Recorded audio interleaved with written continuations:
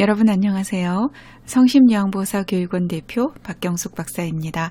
이번에도 요양보호사 자격시험 기출문제를 변형하여 만든 모의고사 문제 중 실기 문제를 한번 풀어보도록 하겠습니다. 36번 허리를 들 수 없는 대상자의 귀저귀를 교환하는 방법으로 옳은 것은 1. 냄새가 나지 않도록 기저귀를 꽉 조여준다. 2. 대상자를 옆으로 돌려눕혀 기저귀를 갈아준다. 3. 무릎을 세우고 똑바로 누운 상태에서 갈아준다. 4. 둔부 밑에 새 기저귀의 바깥면이 보이도록 깐다. 5. 기저귀 교환 후 둔부는 알코올로 소독한다. 자, 여러분 정답은 뭘까요? 그렇죠. 정답은 2번이죠. 자, 허리를 들 수 없는 대상자 같은 경우는 옆으로 눕혀서 기저귀를 갈면 쉽게 기저귀를 갈 수가 있지요. 기저귀를 너무 꽉 조이게 된다면 욕창의 원인이 될 수도 있고 또 혈액순환도 되지 않기 때문에 1번처럼 너무 꽉 조이지 않도록 하셔야 되겠고요. 무릎을 세우고 똑바로 누운 상태에서 갈아주는 건 허리를 들 수 있는 대상자입니다. 그래서 이거는 허리를 들 수 없는 대상자에 대한 문제이기 때문에 틀렸고요. 둔부 밑에 기저귀를 깔 때 안쪽 면이 보이도록 깔고요. 버릴 때 바깥면이 버리도록 이렇게 말아서 버리셔야 되겠죠. 그래서 틀렸고 기저귀 교환 후 둔부는 알코올로 소독한다 그랬는데 여러분 소독은 의료행위에 들어갑니다. 그렇기 때문에 이거는 간호사가 하는 간호 업무이고요. 우리 요양보호사는 어쨌든 소독한다 뭐 이런 단어가 나오면 무조건 우리 요양보호사의 업무는 아니다. 이런 식으로 생각하시면 문제 풀 때 헷갈리지 않으실 겁니다. 37번 대상자가 요양보호사의 차를 이용하여 외출하고 싶다고 할 때 대처 방법은 1. 주말에는 외출할 수 있다고 말한다. 2. 주의비를 주면 가능하다고 말한다. 3. 가족이 허락하면 가능하다고 말한다. 4. 요양보호사의 차를 이용할 수 없다고 말한다. 5. 시설장에게 직접 허락을 받아주면 가능하다고 말한다. 자, 여러분 정답은 뭘까요? 네, 그렇죠. 정답은 4번입니다. 조금 단호해 보이고 좀 인정 없어 보일 수는 있으나 요양보호사의 차를 이용해서 외출하다가 사고가 나는 경우는 요양보호사가 다 책임을 져줘야 되거든요. 그래서 그럴 때는 안 된다라고 말씀을 하셔야 됩니다. 그래서 정답은 4번입니다. 38번 요양보호사가 말할 때마다 대상자가 가까이 다가와 들을 때 대처 방법은 1. 귀에 대고 큰 소리로 말한다. 2. 입을 크게 벌려 천천히 말한다. 3. 보청기의 작동 상태를 확인한다. 4. 입모양을 만져보게 하고 말한다. 5. 목소리를 높여 고음으로 말한다. 자, 여러분 정답은 뭘까요? 네, 그쵸? 정답은 3번입니다. 대상자가 가까이 다가와서 이제 말할 때마다 듣는데요. 청각장애가 있는 이제 상황인 거죠. 자, 그럴 때 어떻게 하느냐. 귀에다 대고 큰 소리로 말하게 되면, 이게 이제 소리를 지르는 걸로 받아들이게 되거든요. 그래서 고음은 오히려 더 안 들릴 수도 있고요. 또 화를 내는 것으로 오해를 할 수 있기 때문에 큰 소리로 말하는 건 좋은 방법이 아닙니다. 그리고 입을 크게 벌려서 말을 한다고 이제 되는 문제가 아니죠. 그래서 보청기의 작동 상태를 확인하는 거는 네, 좋습니다. 그리고 입을 크게 벌리거나 입모양을 만져보게 하는 것이 아니라 입모양을 보여주면서 말을 하는 것은 괜찮습니다. 그리고 목소리를 높여서 고음으로 말하는 것보다 저음으로 말하는 것을 훨씬 더 잘 알아듣게 되죠. 그래서 정답은 3번입니다. 39번 대상자에게 귀에 약물을 투여할 때 옳은 방법은 1. 귀의 측면을 따라 점적한다. 2. 약물 투여 전에 귀지를 제거한다. 3. 작은 솜을 하루 동안 귀에 끼워 놓는다. 4. 치료할 귀를 아래쪽으로 향하게 한다. 5. 점적 후 뒷바퀴를 후하방으로 잡아 당긴다. 자, 여러분 정답은 뭘까요? 네, 그렇죠. 정답은 1번입니다. 자, 귀약을 넣는 방법에 대한 문제가 가끔 출제가 되지요. 자, 귀약을 넣을 때는 측면을 따라서 넣어야지 가운데다가 이렇게 떨어뜨리게 되면 고막으로 바로 떨어지게 되겠죠. 그렇게 되면 너무 크게 소리가 들리면서 놀랄 수 있어서 측면을 따라서 점적하셔야 합니다. 자, 두 번째, 약물을 투여하기 전에 귀지는 여러분 제거하시면 절대 안 됩니다. 귀지를 제거하는 것은 의료행위이기 때문에 귀지는 닦아낸다 이 정도는 괜찮지만 귀지를 제거한다라고 나오면 틀리고요. 그 다음에 작은 솜은 10분 내지 20분 정도만 끼워두시면 됩니다. 그리고 치료할 기가 위쪽으로 가야 약을 넣을 수가 있겠죠. 그리고 귓바퀴는 후 상방으로 잡아당기셔야 되지요. 40번 침상배설을 돕는 방법으로 옳은 것은 1. 바지를 내린 후 무릎 덮개를 덮어준다. 2. 대상자가 협조할 수 없는 경우는 방수포를 깔지 않는다. 3. 대상자가 편안하게 배설하도록 혼자 둔다. 4. 대상자가 스스로 변기 위에 앉게 한다. 5. 열탕으로 소독할 수 있는 변기를 사용한다. 자, 여러분 정답은 뭘까요? 그렇죠. 정답은 5번입니다. 자, 침상 배설을 한다는 얘기는 간이변기를 사용해서 침상에서 배설을 한다는 거지요. 그래서 바지를 내린 후에 무릎 덮개를 덮어주면 다 보인 다음에 무릎 덮개를 덮게 되기 때문에 무릎 덮개를 덮고 그 속에서 바지를 내리셔야 됩니다. 그래서 순서가 서로 바뀌었죠. 자, 두 번째, 대상자가 협조를 할 수 없는 경우는 반드시 방수포를 까셔야 되지요. 그런데 깔지 않는다라고 해서 틀렸고, 대상자가 편안하게 배설을 하도록 하는 건 좋지만 그렇다고 혼자 두시면 안 됩니다.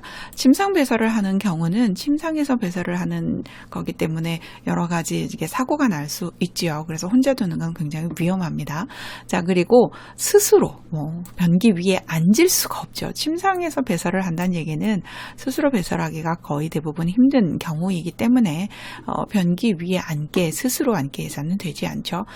그래서 열탕으로 소독할 수 있는 그런 변기를 사용해서 대소변을 보고 난 이후에 뜨거운 물로 소독할 수 있는 그런 변기를 사용하는 것이 좋겠습니다. 41번 유치도뇨관을 사용하는 대상자를 돕는 방법으로 옳은 것은 1. 소변 주머니는 하루에 한 번 교체한다. 2. 방광에 통증이 오면 소변 주머니를 제거해 준다. 3. 유치도뇨관이 빠질 수 있으므로 거동을 못하게 한다. 4. 소변량이 적은 경우 연결관의 꼬임 여부를 확인한다. 5. 소변 주머니에 소변이 고이지 않을 경우 하복부를 눌러준다. 자, 여러분 정답은 뭘까요? 그쵸? 정답은 4번입니다. 유치도뇨관을 이제 하고 있는 경우, 유치도뇨관은 소변줄을 유치도뇨관이라고 하죠. 이 유치도뇨관을 하고 있는 경우는, 이제 밖에서 어떤 관이 들어가 있기 때문에 굉장히 염증이 생길 염려가 많아서 잘 신경 써줘야 되지요. 소변 주머니는 하루에 3번 정도는 교체를 해주셔야 되고요. 방광에 통증이 왔다는 이야기는 이제 소변이 가득 찼다는 얘기인데 주로 그런 경우는 연결관이 꼬여 있어서 그런 경우가 많거든요. 그렇기 때문에 연결관을 확인을 해야 되는데 주머니를 제거해 버리면 안 되죠. 그리고 유치도뇨관이 빠질 수 있으므로 거동을 못하게 하면 안 되죠. 유치도뇨관은 이제 아마 강의 들으실 때 많이들 이제 보셨겠지만 끝부분에가 이렇게 풍선 같은 게 달려 있어요. 그래서 넣을 때는 그 풍선을 부풀리지 않은 상태에서 넣고 들어가고 나면 그 풍선에다가 이제 셀라인 증류수를 보통 한 6-7cc 정도 이렇게 넣게 되거든요. 그러면 거기가 이제 부풀려지기 때문에 요도에 막 걸려가지고 나오지 않게 됩니다. 방광에서 빠지지 않으니까 거동은 얼마든지 가능하거든요. 그래서 거동을 못하게 하면 안 됩니다. 자, 소변 주머니에 소변이 고이지 않을 경우는 연결관의 꼬임 여부를 확인해야지 이렇게 그냥 막 누르고 하면은 안 되죠. 자, 그래서 정답은 4번입니다. 42번 대상자의 의치 관리 방법으로 옳은 것은 1. 의치는 알코올에 담가 소독한다. 2. 소독을 위해 뜨거운 물로 씻는다. 3. 의치는 아랫니를 먼저 빼서 씻는다. 4. 자기 전에 의치를 세척한 후 끼우고 잔다. 5. 의치를 삽입하기 전에 미온수로 입을 헹군다. 자, 여러분 정답은 뭘까요? 네, 5번이지요. 자, 의치 관리 방법에 대한 문제이네요. 여러분 제가 아까 소독은 우리 요양보호사의 업무가 아니다라고 말을 했죠. 의치를 알코올에 담가서 소독하거나 하는 것은 좋지 않고요. 세정제로 씻어서 물에다가 담궈 두시면 됩니다. 자, 그리고 뜨거운 물로 씻게 되면 실리콘 부위가 이렇게 문제가 될 수도 있고, 변형이 될 수도 있고, 그렇기 때문에 뜨거운 물로, 하지 않고요. 그 다음에, 이제 빼거나 또 끼울 때 둘 다 아랫니를 먼저 하는 것이 아니라 윗니를 먼저 빼고 끼울 때도 윗니를 먼저 끼우고 그렇게 합니다. 그리고 자기 전에 의치를 세척하는 거는 좋지만 주무실 때는 빼고 주무셔야 되지요. 그래서 끼우고 잔다가 틀렸습니다. 그래서 의치를 삽입하기 전에는 미온수나 또는 구강청정제로 입을 헹구는 것은 좋지요. 43번 침상에 누워있는 대상자의 세수를 돕는 방법으로 옳은 것은 1. 눈곱이 있는 쪽 눈부터 먼저 닦는다. 2. 귀 안쪽의 귀지는 면봉으로 제거한다. 3. 콧방울과 코 안을 깨끗이 닦아낸다. 4. 밖으로 나와 있는 콧털은 그대로 둔다. 5. 혀에 낀 백태는 알코올로 닦는다. 자, 여러분 정답은 뭘까요? 그렇죠. 정답은 3번입니다. 침상에 누워있는 대상자의 세수를 돕는 방법이죠. 자, 항상 뭔가 이제 위생을 도와줄 때는 깨끗한 데에서 더러운 쪽으로 닦는 것이 순서이지요. 그래서 눈곱이 없는 쪽에서 눈곱이 있는 쪽으로 닦으셔야 되기 때문에 없는 쪽 눈부터 먼저 닦으셔야 됩니다. 자, 그리고 아까도 앞에서도 얘기를 했지만 귀지는 제거하면 안 된다 그랬죠. 그냥 닦아낸다 정도여야 되는데 제거한다라고 했기 때문에 틀렸습니다. 자, 그리고 콧방울과 코 안도 깨끗이 닦아주셔야 되고요. 만약 콧털이 밖으로 나와 있다면 깎아주셔야 되고요. 혀에 낀 백태는 칫솔이나 아니면 꺼지를 감은 서랍자나 일회용 스펀지 브러쉬 이런 걸로 닦으셔야지 알코올로 이렇게 닦으시면 안 됩니다. 44번 편마비 대상자의 통목욕을 돕는 방법으로 옳은 것은 1. 욕조에 10에서 15분 정도 앉아 있게 한다. 2. 심장에서 가까운 곳부터 물을 묻힌다. 3. 혈액순환을 위해 몸의 중심에서 말초 방향으로 닦는다. 4. 건강한 쪽으로 먼저 들어가고 불편한 쪽으로 먼저 나온다. 5. 건강한 쪽으로 먼저 들어가고 건강한 쪽으로 먼저 나온다. 자, 여러분 정답은 뭘까요? 네, 그렇죠. 정답은 5번입니다. 통목욕은 이제 욕조에서 목욕하는 거죠. 편마비 대상자가 욕조에서 목욕할 때 어떻게 해야 되냐라는 걸 물어보는 거죠. 욕조에는 10 내지 15분이 아니라 5분 정도만 앉아 있어야 합니다. 자, 두 번째, 심장에서 먼 곳부터 물을 묻히셔야 되죠. 그래서 발, 다리, 팔, 그 다음에 몸통 순으로 묻히고 이제 회용부는 지저분한 곳이니까 항상 가장 마지막에 이제 씻으시면 되죠. 그래서 먼 곳부터가 답이고요. 그 다음에 혈액순환을 위해서 말초에서 중심부 쪽으로 닦아야 되죠. 그래서 손끝에서 겨드랑이 쪽으로 발끝에서 허벅지 방향으로 닦아야 되지요. 그래야 혈액순환이 잘 되는데 심장으로 혈액을 잘 기환시켜주면 심장에서는 펌프질을 해주기 때문에 혈액순환이 잘 될 수 있거든요. 그래서 우리가 혈액순환이 안 된다라는 건 심장으로 기환이 잘 안 되기 때문에 혈액순환이 안 되는 겁니다. 그래서 말초에서 중심 방향으로 닦아주셔야 합니다. 자, 네 번째, 건강한 쪽으로 들어가서 건강한 쪽으로 나와야 되는데 불편한 쪽으로 나오게 되면 꼬꾸라져 버리거든요. 그래서 건강한 쪽으로 들어가고 건강한 쪽으로 나온다가 정답입니다. 45번 그림과 같이 수액을 맡고 있는 왼쪽 편마비 대상자에게 단추 있는 상의를 벗기는 순서로 옳은 것은 1. 왼팔 수액주머니 오른팔 2. 수액주머니 오른팔 왼팔 3. 수액주머니 왼팔 오른팔 4. 오른팔 수액주머니 왼팔 5. 왼팔 오른팔 수액주머니. 자, 여러분 정답은 뭘까요? 이렇게 읽으니까 잘 모르시겠죠? 이럴 때는 네. 자, 정답은 4번이지요. 자, 하나씩 좀 보면, 이거는 그냥 하나씩 보지 마시고요. 여러분, 입마비만 기억을 하시면 되세요. 제가 계속 강의할 때마다 말씀을 드리는데, 입마비는 입을 때는 마비 먼저라는 뜻이잖아요. 자, 그럼 벗을 때는 어떻게 해야 될까요? 당연히 건강한 쪽 먼저 벗겠죠. 자, 왼쪽이 마비기이기 때문에 건강한 쪽은 오른팔이죠. 그래서 오른팔을 먼저 벗고요. 그 다음에 왼팔을 나중에 벗으셔야 됩니다. 그래서 수액이나 또는 단추 없는 옷 같은 경우는 중간에 들어가시면 됩니다. 그래서 중간에 수액 주머니 또는 단추 없는 옷 같은 경우라면 머리가 들어가면 되겠죠.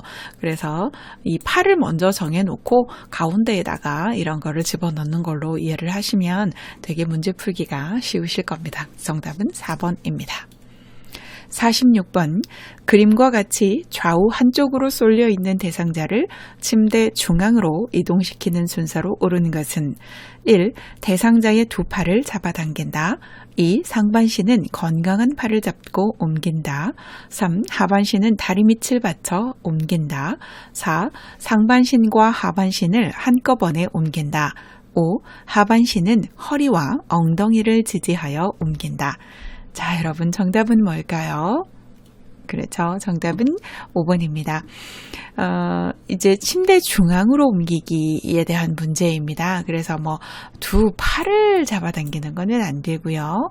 역시 마찬가지로 상반신을 팔을 잡는 것은 좋지 않습니다. 상반신은 어깨 밑을 받치고 허리 밑을 받쳐서 옮기셔야 되고요. 그 다음에 하반신 같은 경우는 허리와 그 다음에 둔부 밑 허벅지죠. 그래서 대퇴 아래에다 손을 넣고 허리와 엉덩이를 지지해서 옮기셔야 되는데 여기는 다리 밑을 받친다 그래서 틀렸습니다. 그리고 상반신과 하반신을 나누어서 옮겨야 하죠. 그래서 정답은 5번입니다. 47번 누워있는 편마비 대상자를 일으켜 앉히는 방법으로 옳은 것은 1. 대상자의 불편한 쪽에 위치한다. 2. 건강한 손은 가슴 위로 올려 놓는다. 3. 대상자의 양쪽 다리는 펴 놓는다. 4. 대상자를 건강한 쪽으로 돌려 눕힌다. 5. 대상자의 팔과 어깨를 지지하여 앉힌다. 자, 여러분 정답은 뭘까요?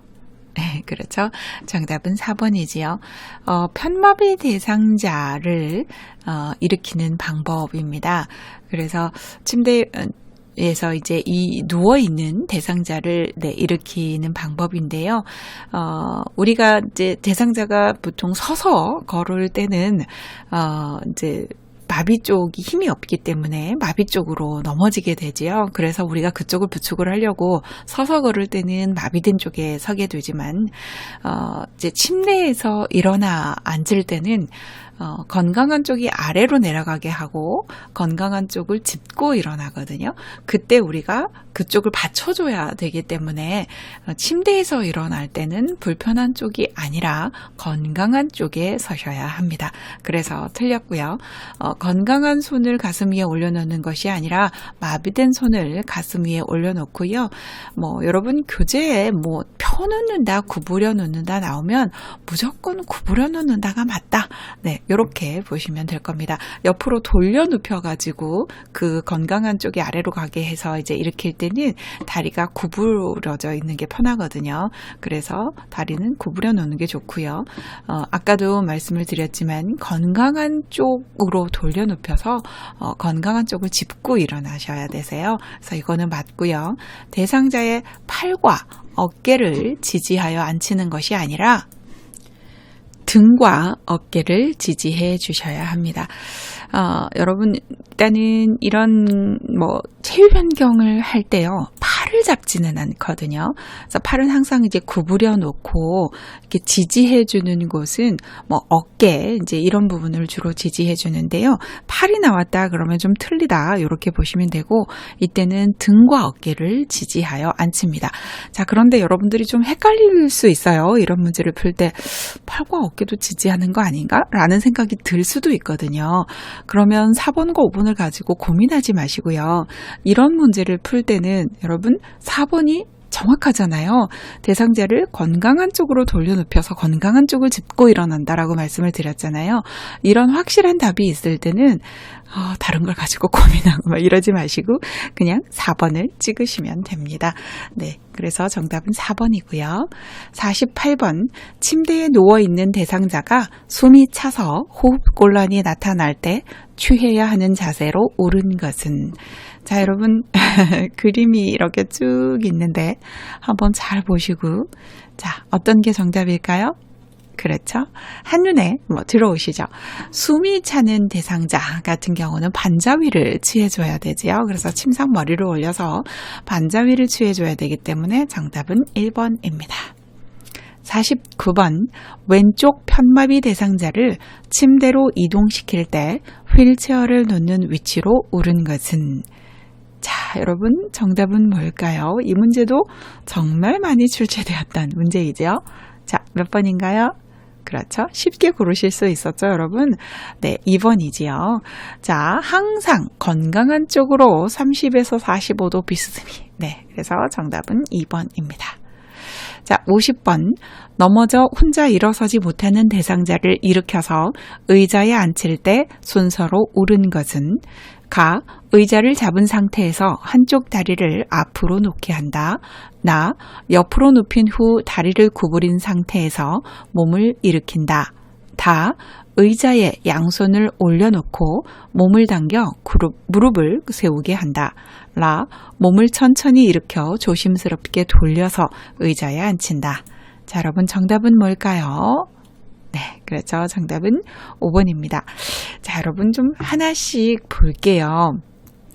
여러분, 이 문제가 이제 넘어져가지고 못 일어나는 대상자 이렇게 나오니까 환자 일으키기 문제인가? 이제 이런 생각을 하실 수가 있는데 잘 보시면 그 휠체어 방 바닥에서 휠체어에 앉히기 내용이 있거든요. 그래서 거기에 보면 이제 편마비 대상자가 휠체어에 앉을 때 방법이 나와요. 그거랑 비슷한 문제다 이렇게 보시면 될 것 같습니다. 그래서 다리를 일단 구부려서요. 몸을 일단 이렇게 앉혀야 되겠죠. 그래서 이게 1번이고요.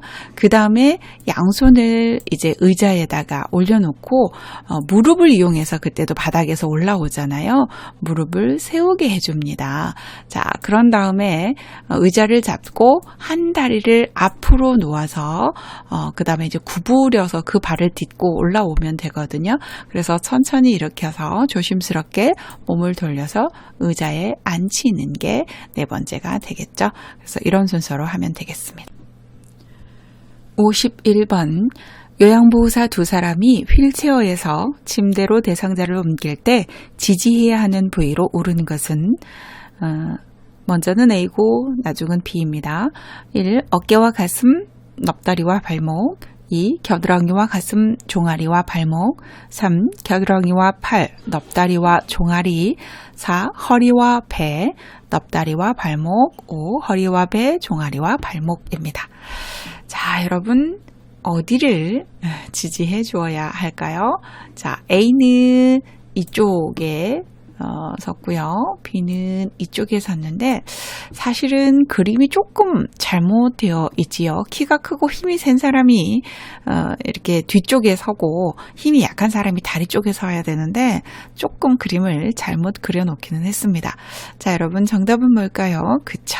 자, 지금 대상자가 이제 A인 경우는 뒤쪽에 선 사람이죠.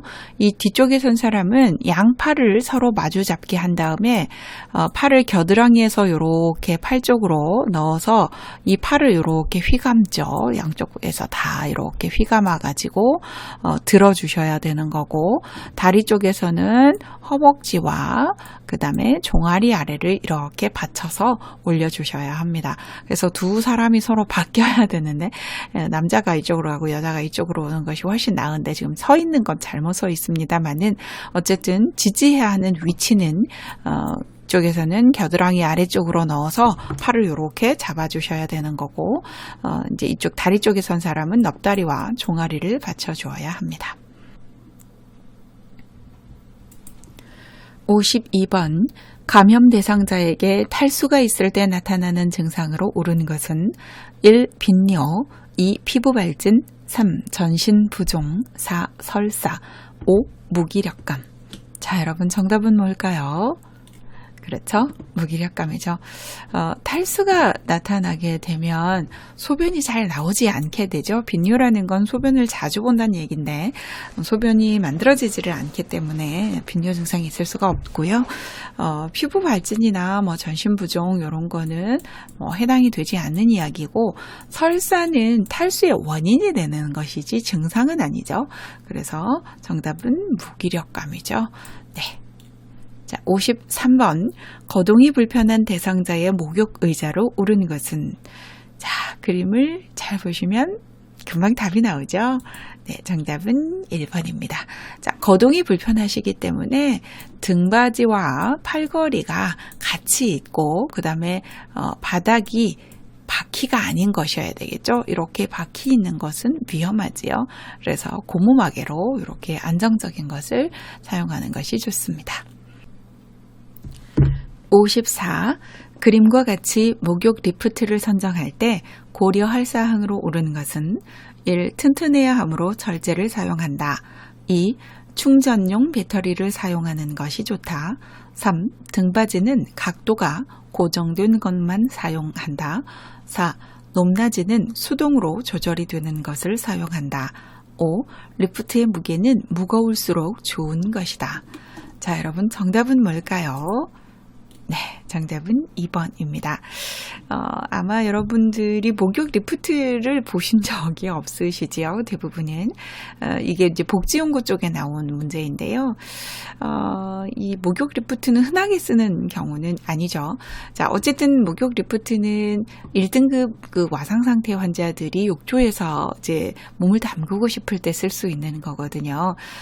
아예 움직일 수 없는 환자를 목욕 욕조에 넣었다가 이렇게 들어서 옮기는 것이 쉽지 않기 때문에 이렇게 푹 잠기기도 했다가 내려도 갔다가 이제 하는 이제 그런 것들이 좀 필요하거든요. 그래서 그런 리프트를 이용하기도 하는데 이게 물에 잠기는 거기 때문에 철제를 사용하면 녹이 슬게 되겠죠.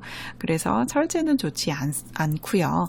그 다음에 충전용 배터리를 사용하는 것이 좋겠죠.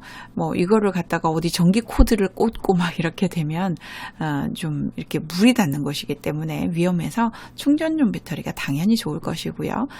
등받이는 각도가 고정되는 것보다는 좀 자동으로 조절되는 것이 좋습니다. 그래서 이런 각도가 좀 조정이 되는 것이 좋고요. 그 다음에 높낮이는 수동이 아니라 자동으로 조절되는 것을 사용해야 되고, 리프트의 무게는 대상자의 무게를 지탱할 수만 있으면 됩니다. 그래서 뭐 너무 무겁거나 그러면 욕조가 또 문제가 생길 수도 있기 때문에 뭐 무거울수록 좋은 것이다라고 말하기는 어렵죠. 그래서 정답은 2번입니다. 55번 다음 중 지진 발생 전 대비 방법으로 옳은 것은 1. 가스밸브는 점검 후 열어둔다. 2. 깨지기 쉬운 물건은 선반에 보관한다. 3. 응급처치법을 알아두어 비상시에 대처한다. 4. 크고 견고한 구조물을 붙잡고 똑바로 선다. 5. 크고 무거운 물건은 위험하므로 높은 곳에 둔다. 자, 정답은 뭘까요? 네, 그렇죠. 정답은 3번이지요. 지진 대비 방법입니다. 그래서 가스밸브 같은 경우는 지진이 날 것 같다 그러면 반드시 잠가 두셔야 되고요. 깨지기 쉬운 물건을 선반에다가 올려두면 안 되겠죠. 그래서 응급처치법을 알아두어서 비상시에 대처하는 건 좋은 방법이고요. 크고 견고한 구조물 아래에 몸을 웅크리셔야지 똑바로 서시면 안 되고요. 크고 무거운 물건이 위험한데 높은 곳에 두면은 안 되겠죠. 그래서 정답은 3번입니다. 56번. 제가 대상자의 식사를 준비하는 방법으로 옳은 것은 1. 시금치 사고 남은 돈은 아들에게 준다. 2. 건강이 안 좋은 대상자는 죽만 계속 드린다. 3. 냉장고에 있던 오래된 과일은 갈아서 버린다. 4. 찌개 끓이고 남은 재료는 요양보호사가 먹는다. 5. 혈당이 높은 어르신은 좋아하는 잡곡밥을 해드린다. 자, 여러분 정답은 뭘까요? 네, 그쵸. 정답은 5번이죠. 식사 준비하는 방법이네요. 자, 시금치를 사고 돈이 이제 남았는데 그거를 어르신한테 여쭤보지도 않고 아들에게 막 주거나 하면은 안 되죠. 자, 건강이 안 좋은 대상자를 계속 죽만 드릴 수는 없는 거죠. 영양이 너무 부족해져서 나중에 영양실조 올 수도 있습니다. 자, 냉장고에 있던 오래된 과일을 자기 마음대로 갈아서 버리거나 하면은 안 되죠. 어르신한테 여쭤봐야 되고요.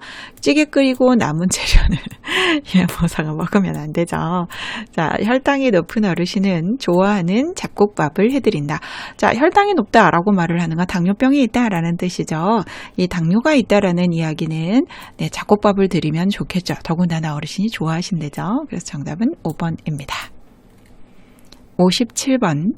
삼킴장애 대상자의 식사 돕기 방법으로 옳은 것은 1. 떠먹는 형태의 유제품을 먹인다. 2. 밥을 국이나 물에 말아 먹인다. 3. 과일은 가급적 주스로 먹인다. 4. 식사 중간에 물을 자주 먹게 한다. 5. 채소는 신맛이 강한 소스로 양념하여 먹인다. 자, 여러분 정답은 뭔가요? 네, 그렇죠. 정답은 1번입니다. 삼킴장애, 연화장애가 있다라는 이제 이야기인데요. 이 연화장애가 있으면 대부분 이제 후두덮개가 이렇게 좀 느슨해져서 그 사이로 물이 새어 들어가는 거거든요. 그렇기 때문에 이런 물 같은 형태, 물이나 국 이런 것들이 오히려 이제 사례가 많이 걸리거나 이제 그럴 수 있어서 이런 포뮬라 형태로 만들어주는 것들이 있거든요. 그래서 예를 들자면 이제 물 같은 데다가 그 포뮬라 형태로 만들어주는 이제 그런 거를 넣으면 그게 이제 그 푸딩이나 아니면은 뭐 이런 그 젤리 같은 형태 그렇게 해서 떠먹는 그런 걸로 바뀌는 것들도 있거든요. 그게 이제 그 연화장애 있는 대상자들한테 이렇게 드리는 건데 그래서 떠먹는 형태로 드리는 건 되게 좋습니다. 그래서 삼킴장애가 있으면 떠먹는 형태의 유제품을 먹이는 건 좋은 방법이고요. 아까 국이나 물 이런 거 새어 들어간다 그랬죠. 주스도 역시 마찬가지고요.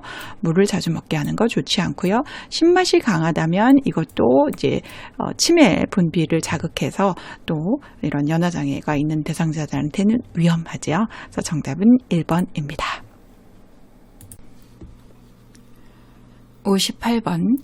제가 대상자의 식품위생관리 방법으로 옳은 것은 냉동식품은 실온에서 해동한다. 2. 조개죽은 가급적 55도씨에서 조리한다. 3. 조개류는 하루 이상 보관하려면 냉동 보관한다. 4. 멜론, 오렌지 등의 열대 과일은 냉장 보관한다. 5. 달걀은 껍질에 세균이 많으므로 씻어서 보관한다. 자, 여러분 정답은 뭘까요? 네, 정답은 3번이지요. 자, 식품위생관리 방법입니다.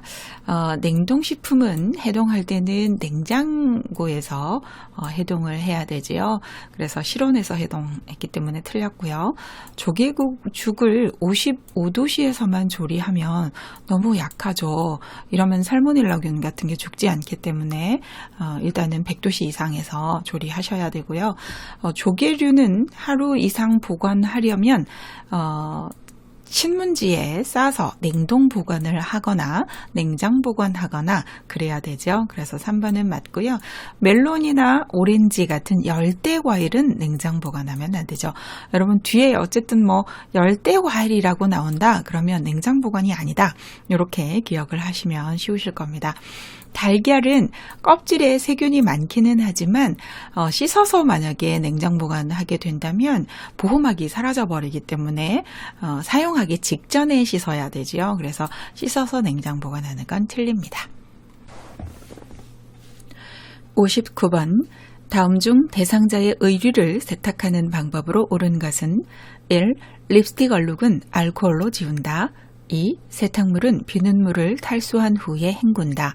3. 속옷을 삶을 때는 뚜껑을 열고 삶는다. 4. 커피 얼룩은 샴푸를 이용하여 세탁한다. 5. 혈흔이 묻은 옷은 뜨거운 물로 세탁한다. 자, 여러분 정답은 뭘까요? 그렇죠? 정답은 2번입니다. 자, 의류를 세탁하는 방법입니다. 립스틱은 알코올로 지운다고 지워지는 게 아니죠. 립스틱은 폼 클렌징으로 지운 다음에 미지근한 물로 지우면 잘 지워집니다. 두 번째, 세탁물은 비눗물을 잘 이렇게 제거한 다음에 짠 다음에 헹구어야 잘 헹궈지죠. 그래서 뭐 이거는 정답이 맞고요. 속옷을 삶을 때 뚜껑을 열고 삶으면 옷감이 상하죠. 그래서 뚜껑을 닫고 삶으셔야 하고요. 커피 얼룩은 식초와 주방 세제를 1대1로 이렇게 섞어서 하면은 잘 지워진다고 하고요. 탄산수에 10분 정도 담가두는 것도 좋다고 합니다. 샴푸는 틀리고요. 혈흔이 묻은 옷, 시험에 여러 번 자주 출제가 되었던 거죠. 그래서 혈흔이 묻은 것은 찬물로 닦고 더운 물로 헹군다. 이렇게 나왔기 때문에 이거는 틀렸습니다. 60번 치매 대상자가 스웨터 어디 있어? 왜 자꾸 숨겨놓는 거야? 라고 할 때 요양보호사의 반응으로 옳은 것은 1. 스웨터가 없으니 오늘은 나가지 말까요? 2. 잘 안 입으셔서 제가 따님에게 드렸어요. 3. 이번에 새로 산 옷이 훨씬 예뻐요. 그거 입으세요. 4. 스웨터를 입고 싶으신가 봐요. 우리 가지러 가요. 5. 저는 숨기지 않았어요. 의심하시면 제가 기분이 나빠요. 자, 여러분 정답은 뭘까요? 그쵸? 정답은 4번이지요. 어디 있냐, 왜 자꾸 숨겨놓냐 라고 하는 건 이제 두중망상이 있어서 그러는 거죠. 그럴 때는 일단은 공감을 해주고요. 그리고 같이 찾아보자 라고 해야 되지요. 그래서 정답은 4번입니다. 61번 치매 대상자의 약물 복용 중요성으로 옳은 것은 1. 치매약은 부작용이 전혀 없다. 2. 치매약은 인지 증상 개선에 도움이 된다. 3. 치매약은 한 가지 종류를 꾸준히 먹는 것이 좋다. 4. 증상이 호전되지 않으면 용량을 2배로 늘리도록 한다. 5. 모든 약은 부작용이 있으므로 치매약 복용도 늦게 시작할수록 좋다. 자, 여러분 정답은 뭘까요? 그쵸? 정답은 2번입니다. 자, 일단은 하나씩 좀 보면 모든 약은 부작용이 있죠. 그래서 부작용이 없다라고 하는 건 이제 틀리고요. 치매약은 인지 증상 개선에 당연히 도움이 되죠. 그래서 복용을 하게 되면 치매 진행 정도를 늦춰주지요. 자, 세 번째, 치매약은 한 가지 종류를 꾸준히 먹는 것이 좋다. 의사 선생님께서 증상에 따라서 약을 바꿀 수도 있고 그렇죠. 그런 다음에 약을 바꿔야지 한 종류만 계속 먹는 것은 옳지 않죠. 그리고 증상이 호전되지 않으면 자기 마음대로 막 용량을 2배로 늘리거나 3배로 늘리거나 이런 거 절대 안 되죠. 자, 모든 약은 부작용이 있는 건 맞습니다만은 치매약 복용을 늦게 시작할수록 치매가 더 많이 진행이 되기 때문에 더 힘들게 되지요. 그래서 치매약 복용은 빨리 시작하는 게 좋습니다. 62번 시설 입소 초기 치매 대상자의 일상생활을 돕는 방법으로 옳은 것은 1. 평소에 즐기던 담배를 피우게 도와준다. 2. 안전을 위해 침상에서 절대 안정하게 한다. 3. 복용하던 치매약은 스스로 복용하게 한다. 4. 기분 전환을 위해 매일 다른 사진을 걸어준다. 5. 집에서 사용하던 이불을 가져오겠다고 하면 허용한다. 자, 여러분 정답은 뭘까요? 네, 정답은 5번이지요. 이제 시설에 입소한 치매 대상자래요. 자, 뭐 그러면 평소에 집에서 생활하던 것과 비슷하게 생활을 하게 해주시면 좋긴 하겠죠. 자, 그러나 담배를 피우게 하는 거는 네, 좋지 않죠. 건강에 안 좋은 담배를 피우게 할 수는 없고요. 절대 안정이라는 건 침대에서 내려오지 마세요 라는 뜻이거든요. 병원에 가면 수술하기 전에 절대 안정 뭐 이런 거 붙여놓죠. 수술하고 난 이후에도. 자, 그러면 내려오면 안 되는 게 아니죠. 가급적 움직일 수 있는 분들은 움직이게 해주셔야 되기 때문에 이건 틀리고요. 치매약을 스스로 복용하게 한다? 치매 환자잖아요. 치매 환자는 약을 제대로 잘 챙겨 드실 수가 없어요. 그래서 챙겨드려야 하지요. 그리고 뭐 매일 다른 사진을 어떻게 바꿔서 걸어줍니까? 그건 좀 거의 불가능한 일이고요. 집에서 사용하던 이불 뭐 이런 거 집에서 사용하던 물건들 가지고 와서 사용할 수 있도록 해주면 좋겠죠. 자, 63번.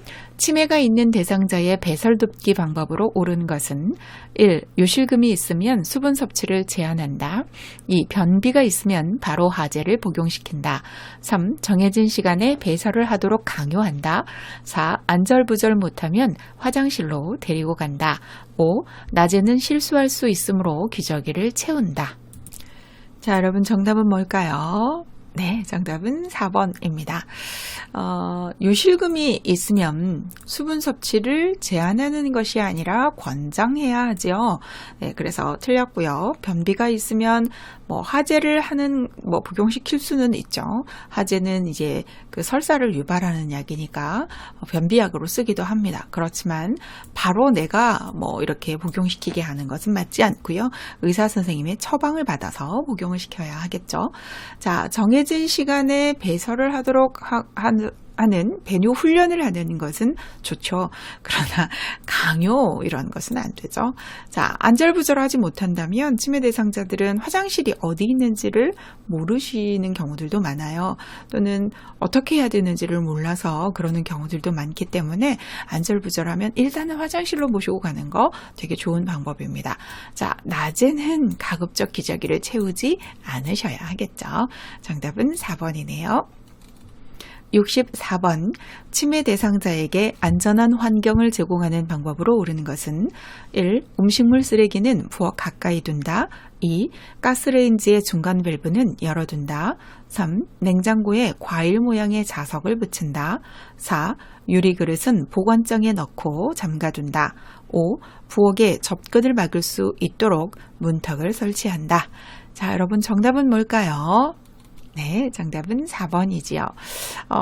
안전한 환경을 제공하는 방법인데요. 치매 환자는 음식물 쓰레기를 꺼내서 드시기도 하고 그걸로 찌개 끓여 드시기도 하고 그렇거든요. 그래서 이렇게 가까이 두시면 안 되시고요. 가스레인지 중간 밸브 열어두시게 된다면 이제 뭐 불을 켜거나 이러다가 여러 가지 뭐 사고도 일으킬 수 있고 화재도 날 수 있고 그렇기 때문에 위험하지요. 그래서 잠가 두시는 게 좋고요. 냉장고에 과일 모양의 자석 떼서 드시다가 이 다 나가시고 그럴 수도 있어요. 그래서 붙이지 않습니다. 자, 그리고 유리그릇 같은 거 쓰다가 깨트리고 할 수 있기 때문에 보관장 같은 데 넣고 잠궈두는 거 좋은 방법이죠.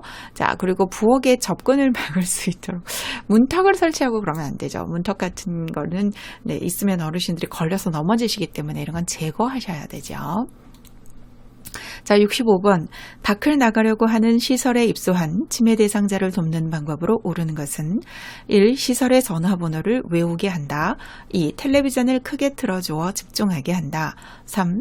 대상자의 신분증은 보호자가 소지하도록 한다. 4.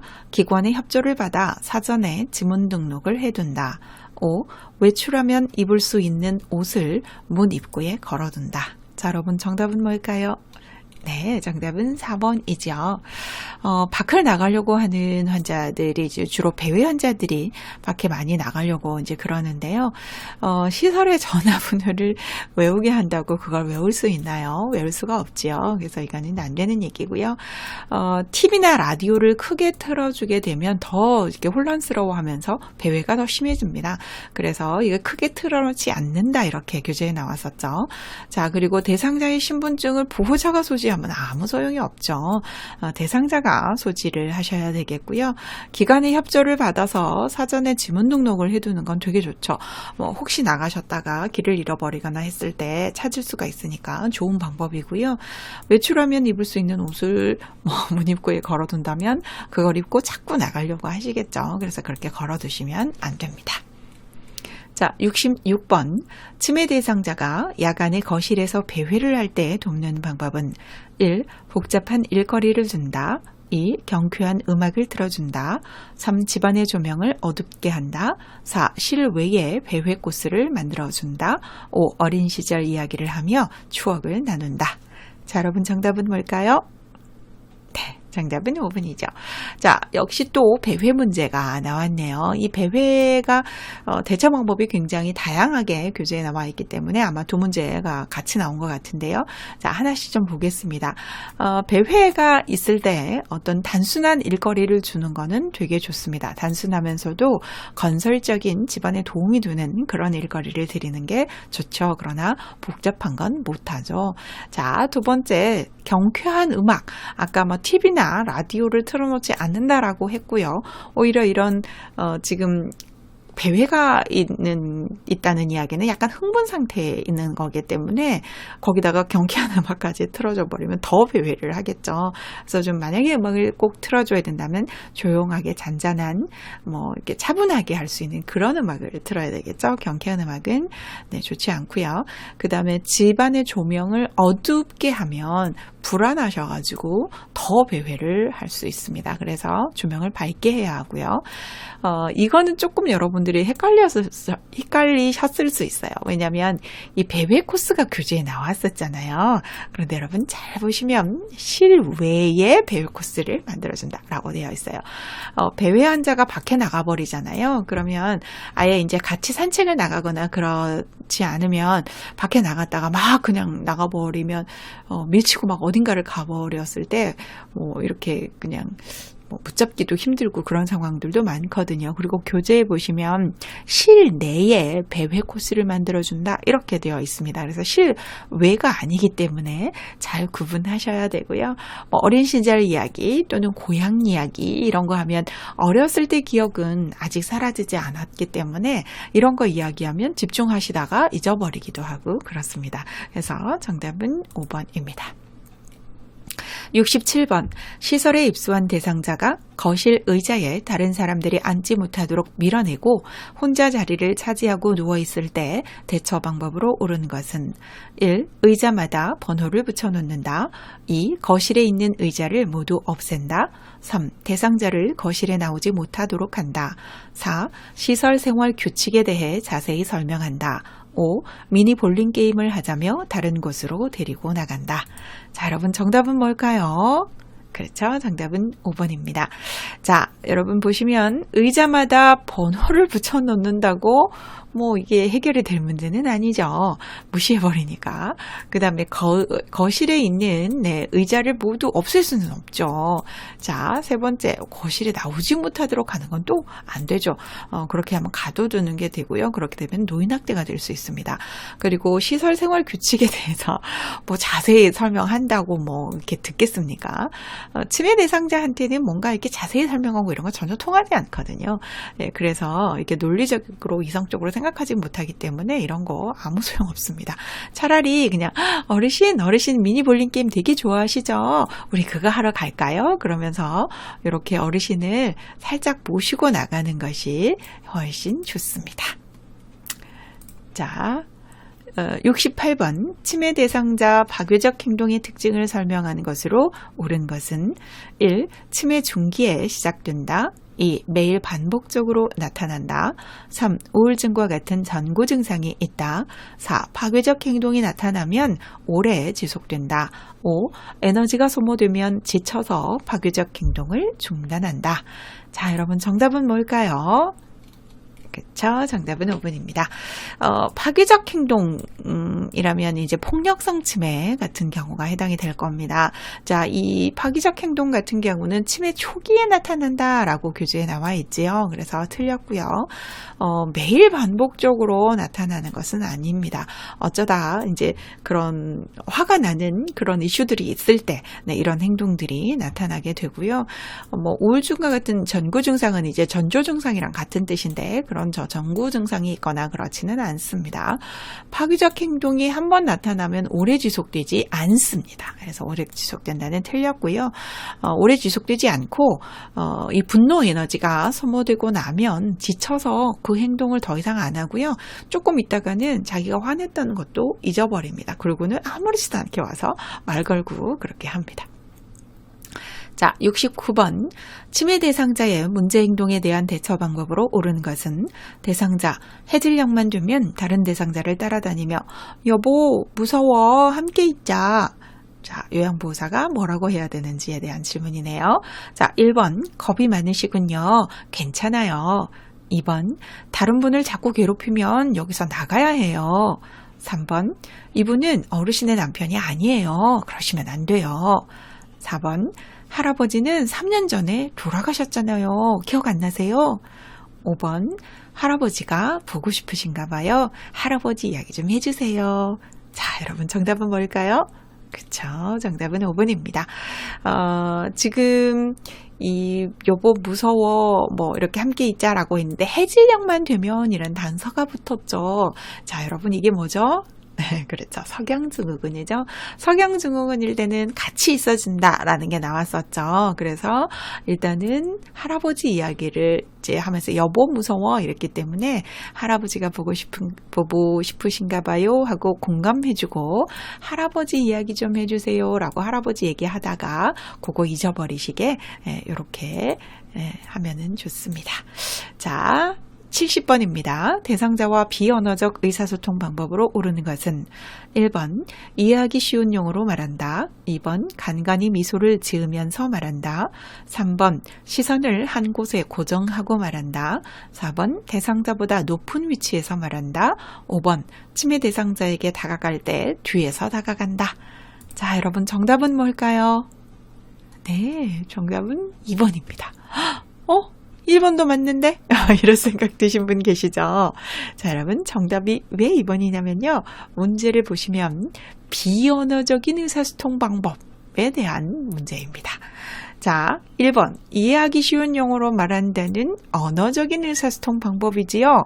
자, 여기 문제에서는 비언어적인 의사소통 방법으로 옳은 것을 찾아라 이렇게 말을 했기 때문에 이거는 언어적 의사소통이라서 틀렸습니다.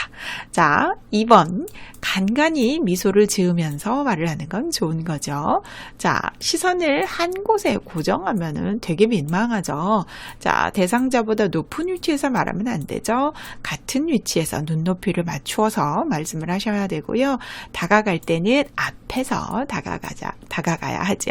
자, 여러분 이런 문제들이 가끔 나와요. 답이 2개인 것 같은데? 그럴 때는 여러분 다시 한번 문제로 돌아가서 문제를 꼼꼼하게 한번 읽어보시기 바랍니다. 그래서 이게 비언어적 의사소통인지 언어적 의사소통인지 문제를 다시 한번 꼼꼼하게 읽어보시면 답이 명확해집니다. 그래서 정답은 2번입니다.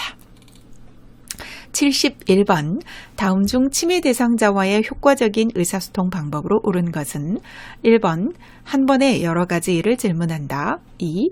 유행어를 섞어서 재미있게 말한다. 3. 여러 사람이 있는 장소에서 말한다. 4. 친숙한 활동을 통해 대화를 시도한다. 5. 문제 행동이 끝나면 왜 그랬는지 물어본다. 자, 여러분 정답은 뭘까요? 그쵸? 정답은 4번입니다. 자, 침해 대상자와의 의사소통 방법이거든요. 침해 대상자는 한 번에 한 가지씩 이야기를 해야지 한 번에 여러 가지 이야기를 하면 못 알아듣죠. 또는 이따가 11시에 병원 갈 거니까 양말 벗지 말고 계세요. 그러면 집 나가버린다고 했죠. 왜냐하면 병원 간다 이 얘기만 듣기 때문에. 그래서 본인 귀에 들리는 한 가지만 이렇게 하는 경우들도 많고 여러 가지를 다 기억하지 못하고 그렇기 때문에 여러 가지 질문하시면 안 되죠. 자, 유행어, 외래어 이런 거는 사용하지 않는다라고 이야기를 했죠.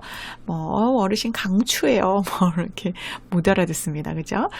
여러 사람이 있는 장소에서 말하면 본인한테 말을 거는지 잘 모릅니다. 그래서 여러 사람이 없는 이렇게 둘이만 있는 그런 장소에서 눈을 보면서 말을 하셔야 하고요. 친숙한 활동을 통해서 대화를 시도하는 것 되게 좋은 방법입니다. 자, 문제 행동이 끝나고 나면 왜 그랬는지 절대 물어보지 않습니다. 제가 항상 강의할 때 묻지도 따지지도 마라 뭐 이렇게 얘기를 하는데 보통 우리가 이제 육하원칙을 이야기를 하잖아요. 누가 언제 어디서 무엇을 어떻게 왜 뭐 이런 게 이제 육하원칙인데 육하원칙에서 왜는 빼고 이야기를 하셔야 됩니다. 왜 그랬는지 물어보면 안 되냐면요. 기억을 못할 거 아니에요. 내가 왜 그랬는지. 그러면 말을 지어냅니다. 그러면 망상을 부추기게 되기 때문에 왜 그랬냐고 물어보시면 안 됩니다. 자, 72번. 생선 가게에 가면 살 수 있는 것 말하기, 도로 위를 달릴 수 있는 운송기구 말하기 등은 어떤 기능을 향상시킬 수 있는가? 1. 억제력, 2. 친화력, 3. 수능력, 4. 계산력, 5. 언어 능력. 자, 여러분 정답은 뭘까요? 그렇죠. 정답은 5번입니다. 여러분 이제 치매 지원에 대해서 치매 대상자 돌보기 부분에 보면 거기 뭐 일상생활 돌보기도 있고 그다음에 문제 행동에 대처하기, 의사소통하기 뭐 요거 뒤쪽에 보시면 인지 프로그램에 대한 이야기들이 이제 좀 나오거든요. 근데 거기가 되게 공부하기가 어려우실 겁니다, 여러분. 그래서 거기는 그냥 참고로만 보시고 문제가 만약 나오면 찍으세요. 제가 이렇게 말씀을 드렸잖아요. 자, 보세요, 여러분. 생선 가게에 가면 살 수 있는 거, 도로 위를 달릴 수 있는 거, 우리 아이들 키울 때 이거 되게 많이 했었었죠. 자, 이거는 억제력을 향상시킬 수 있는 건 아니죠. 친화력 아니죠. 수능력 상관없죠. 계산력 전혀 상관없죠. 당연히 언어 능력이겠죠. 우리 애기들 언어 능력 키워주려고 아이들 키울 때 이런 거 했잖아요. 이건 굳이 책을 보지 않더라도 이렇게 충분히 풀 수 있는 문제들이기 때문에 여러분들 여기 부분은 그냥 공부하지 마시고 건너뛰시고요. 그냥 상식으로 푸셔도 될 겁니다. 73번. 중증 인지장애 대상자에게 불안감과 스트레스를 해소하고 정서적 안정을 줄 수 있는 인지자극 활동은 1. 똑같이 그리기, 2. 탬버린 연주하기, 3. 여러 가지 단어 말하기, 4. 물건 보며 과거 회상하기, 5. 그림과 숫자 짝지어 기억하기. 자, 여러분 정답은 뭘까요? 네, 정답은 2번이죠. 자, 이것도 역시 인지 향상 이쪽 부분에 있는 문제이네요. 자, 그런데 이것도 아까 제가 공부하지 말고 그냥 상식으로 푸세요 이렇게 말씀을 드렸는데 불안감과 스트레스를 해소하고 정서적 안정을 주는 인지자극 활동이래요. 자, 이 중에서 스트레스 해소되는 거 뭐 있을까요? 그럼요. 탬버린 연주하기죠. 이 중에 여러 가지 다 봐도 제일 스트레스 해소될 만한 거 이번밖에 없잖아요. 이런 거를 봤을 때 이런 여러 가지 이제 것들 나왔더라도 하나 좀 특징적인 거 딱 잡아서 그거 찾으시면 문제는 쉽게 푸실 수 있습니다. 자, 74번. 질식 대상자에게 하임리히 요법을 적용할 때 손의 위치로 옳은 것은? 자, 여러분 가나다라마 중에 어떤 걸까요? 네, 당연히 다지요. 혹시 여러분 이 그림을 보시고 아마 나라고 생각을 하신 분도 계실 수 있어요. 왜 그러냐면 저 그림이 어디에서 나오냐면 심폐소생술 CPR 할 때 나온단 말이에요. 그렇죠? 가슴 압박하는 위치랑 좀 비슷하죠, 나가. 그렇기 때문에 물론 가슴 압박할 때는 이제 요기를 하는 거기는 한데 우리가 조금 이제 누워 있는 그림이라서 헷갈리실 수 있는데요. 문제가 뭐였었냐면 하임리히 요법이잖아요. 질식이 있을 때 하는 등 뒤에서 이렇게 끌어안고 이렇게 엄지 그 부분을 잘 오므려서 한 손을 명치 끝에 대고 다른 손으로 감싼 다음에 후 상방으로 이렇게 훅 이렇게 당기는 거죠. 자, 그러나 그거는 이제 앉을 수 있는 대상자이고요. 만약에 앉을 수 없는 대상자라면 바닥에 눕혀놓고 다 부위를 밀쳐 올리셔야 합니다. 그래서 정답은 3번입니다. 75번. 다음 대상자 중 의료기관에 가장 먼저 이송해야 하는 대상자로 옳은 것은 1. 가슴과 배의 화상, 2. 코와 입술의 화상, 3. 손가락과 발의 화상, 4. 엉덩이 부위의 화상, 5. 무릎과 허벅지의 화상. 자, 여러분 어디 화상을 가장 먼저 이송해야 될까요? 가장 먼저 위험한 그런 상황이겠죠? 네, 2번입니다. 일단은 그 코와 입술 부위에가 이제 호흡기 부위에가 화상을 입게 된다면 화상을 입으면 부어오르잖아요, 여러분. 그러면 바로 기도가 부어올라서 숨을 쉴 수가 없고요. 그로 인해서 사망할 수 있습니다. 그래서 이게 제일 지금 위험한 상황이죠. 자, 76번입니다. 다음 중 발가락 골절 대상자를 돕는 방법으로 옳은 것은 1. 발가락 부위를 붕대로 압박한다. 2. 부종 예방을 위해 파스를 뿌려준다. 3.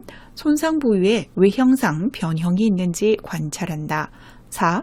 골절 부위가 아플 수 있으므로 진통제를 먹여준다. 5.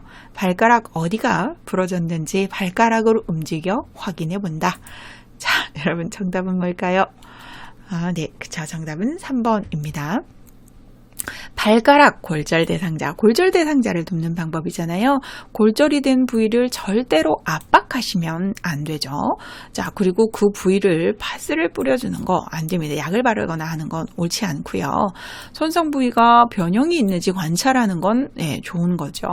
자, 그 다음에 골절 부위가 아플 수 있다고 진통제를 먹여버리면 나중에 어디에 신경이 감각이 있는지 없는지를 이제 관찰을 해야 되는데 진통제를 먹여버리면 그런 거를 제대로 진단을 내릴 수가 없기 때문에 절대 먹이시면 안 되고, 또 골절이 있다면 수술을 들어가야 될 수도 있기 때문에 뭔가를 먹이시면 절대 안 되십니다. 자, 발가락 부위가 부러서는 아이고 발가락을 움직여보라고 그러면은 안 되겠죠. 움직일 수 없는데. 네, 그렇죠. 그래서 정답은 3번입니다. 77번. 다음 중 심폐소생술의 순서로 옳은 것은? 자, 여러분 가번은 보면 가슴 압박을 하고 있는 상황이네요. 나번은 도움 요청을 하는 상황이고요. 다번은 인공호흡을 하고 있는 상황이고, 라번은 반응이 있는지 깨워보는 거죠. 반응 확인 방법이네요.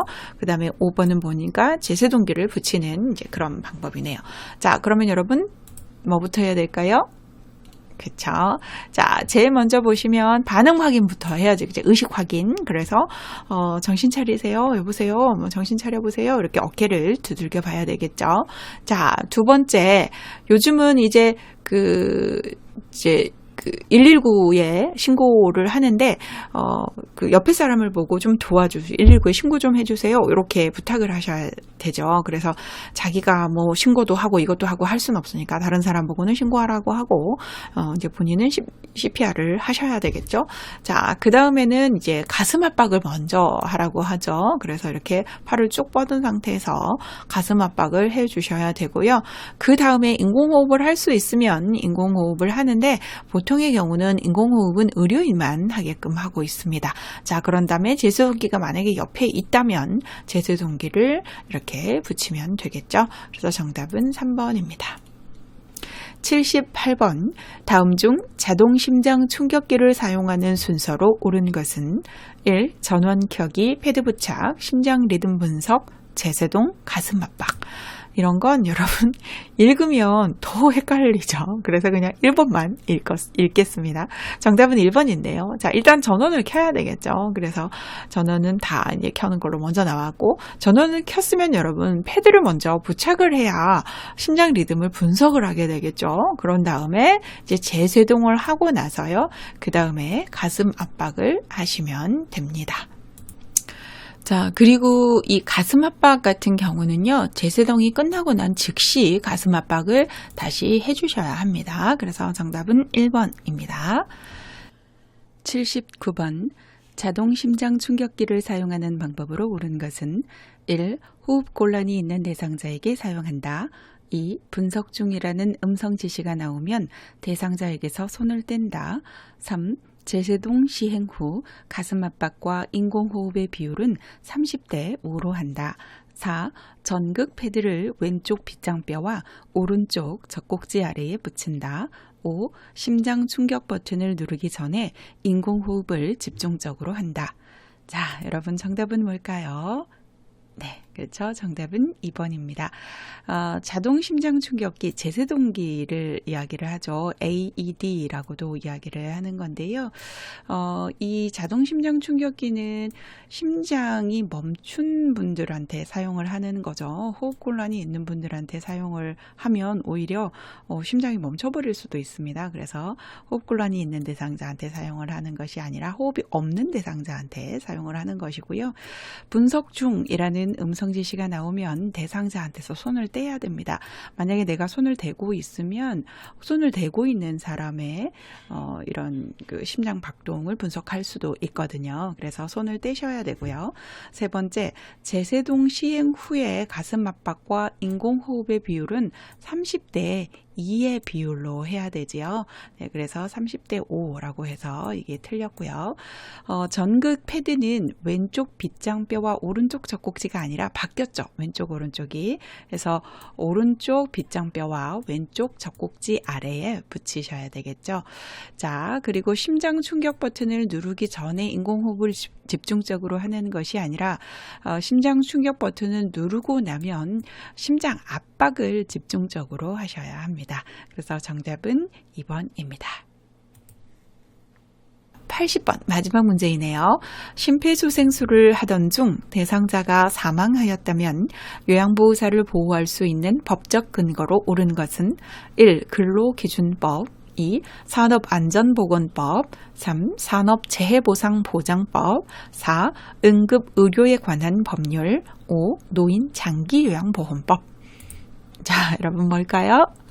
네, 4번입니다. 혹시 요양보호사를 보호할 수 있으니까 노인장기요양보험법 아닐까? 이런 거 찍으시면 안 되고 일하다가 그런 거니까 산업안전보건법 아닐까? 이런 것도 아닙니다. 응급 상황이잖아요. 그 심폐소생술 CPR은 이제 응급 상황에서 우리가 할 수 있는 것들이고요.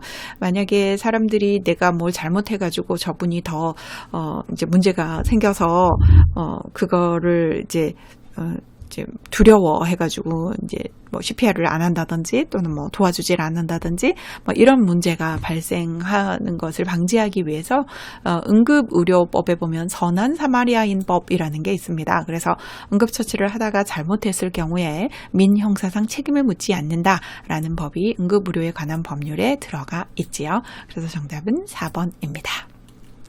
자, 여러분 어떠셨나요? 모두 문제를 풀어보았는데 조금 헷갈렸던 문제도 있고 또 그렇지 않았던 문제들도 있어요. 자, 제가 강의를 할 때마다 말씀을 드리는 게 있는데 이렇게 제가 문제를 읽어드리잖아요. 그러면 여러분들이 제가 이렇게 끊어서 읽어드리기 때문에 아마 귀에 잘 들리셔서 문제를 들으면 이거가 답이야 라고 쉽게 찾으실 수 있을 겁니다. 그러나 이게 이제 종이로 인쇄되어서 내가 이제 눈으로 문제를 풀 때는 잘못 읽는 경우들도 굉장히 많거든요. 그렇기 때문에 실제로 내가 귀로 들었을 때보다는 훨씬 더 가독성이 떨어질 수 있어요. 그러니까 여러분들 절대 이 강의 동영상들만 의존하시면 안 되시고요. 이거는 여러분들이 시험 문제를 풀고 나서 이렇게 참고용으로만 들으시고요. 시험 보러 가시기 전에는 꼭 지필로 된 문제를 좀 많이 풀어보고 가시면 좋을 것 같습니다. 자, 모두 합격하시기를 기원합니다. 그리고 이 강의가 도움이 되셨다면 좋아요, 구독 부탁드리겠습니다. 수고 많으셨습니다.